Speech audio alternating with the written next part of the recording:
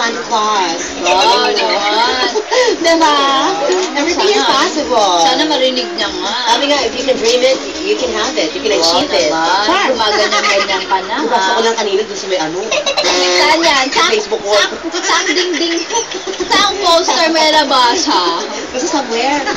Oo. Ito, matingnan natin. Yung birthday ngayon. Happy birthday kay Ana Cristina Luz Santillan sa Tondo. Nag-birthday daw siya ngayon. Merry Christmas. Ito yung isa sa winner natin ng iPad, Mare. Isa sa mga winners natin ng iPad. Wow, naman congratulations. Happy birthday sa'yo. Ikaw may iPad na.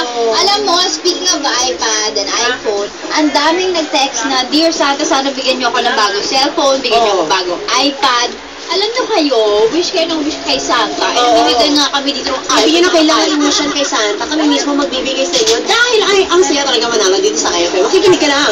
At kailangan mo na sagutin yung question of the day. At i-comment mo dun sa fanpage ng IFM Manila na facebook.com/IFM/93.9 IFM Manila. Doon mo na ipopost yung comment mo. At hintayin. Malay mo, one of these days, ikaw na manalo ng iPhone o kaya naman ng iPad.